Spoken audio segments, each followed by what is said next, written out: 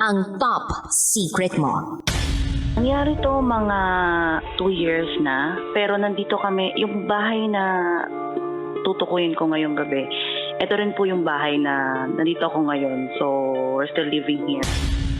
Naka-aircon, umutot ka, ang baho. Galit na galit pa ako. Sabi niya, ha? Hindi ako umutot. Sabi niya ganun. Sabi ko, hindi, ang baho. Like, ang lansat. Tapos yung amoy niya, hindi siya yung paunti-unti. The more you smell it, the more na naglilinger sa ilong. Ganun siya. Lumalakad siya with you or naglalakad siya, tapos sumasabay yung amoy. Ganun siya. So sabi ko, ay parang may something na. Sabi ng partner ko, tawagan mo na si tita mo, which is yung may third eye nga. Sabi niya, messenger call yon. Sabi niya, sige, iharap mo yung camera basta ikot mo sa bahay. Hindi niya sinasabi sa akin, pero I know na iba yung reaction niya nung tinapat ko sa bandang likod namin. I don't know if you want to see. I can send video, pero dun sa likod namin sa may labahan.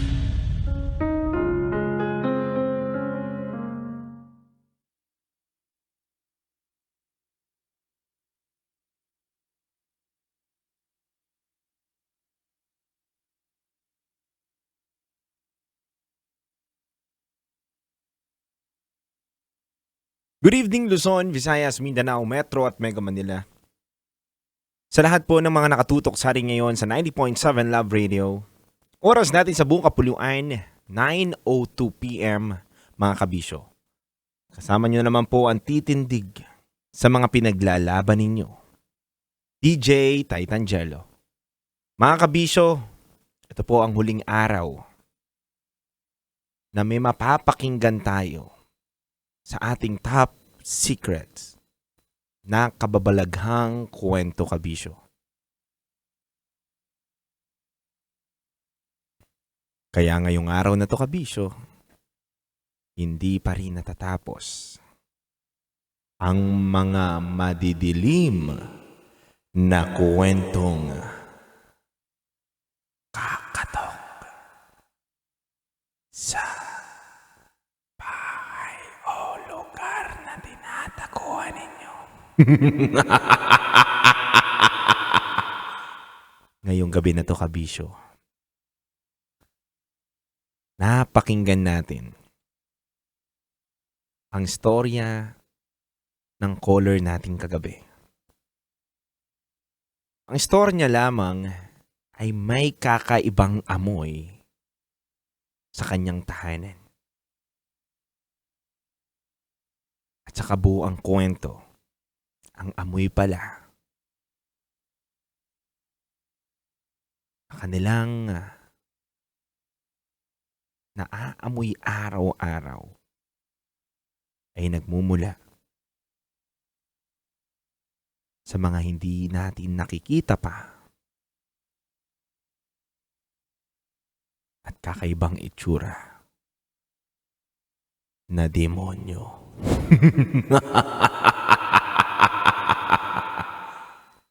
Mga kabisyo, bawat tahanan natin, may kanya-kanya tayong storya. May kanya-kanya tayong kwento na hindi natin mapaliwanag.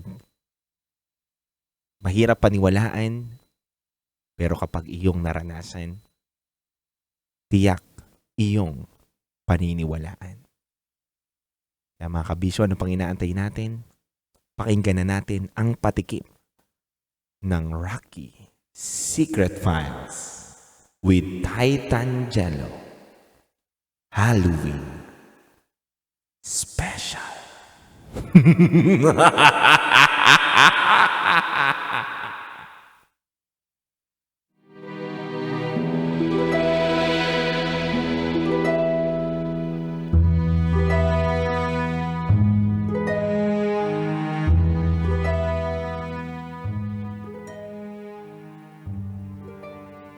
Bigla na lang nahimatay si Nanang at nagsalita na boses lalaki.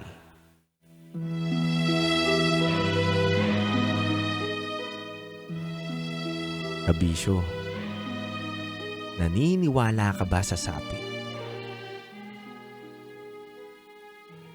Yung tipong nakakatakot kung makikita mo na lumulutang, nagsasalita ng kakaibang lengguwahe ang isang taong sinasapian. Kung hindi ka pa nakakita, kabisyo, pakinggan mo ang Rocky Secret Files with Titangelo at alamin natin kung ano ba ang kwentong ibinahagi ng kabisyo natin sa Halloween special natin ngayon.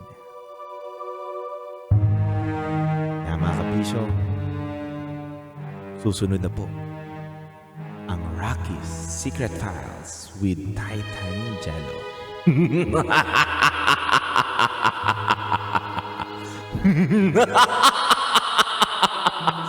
Punong-puno ng katatakutan. Dito lang yan sa 90.7 Love Radio.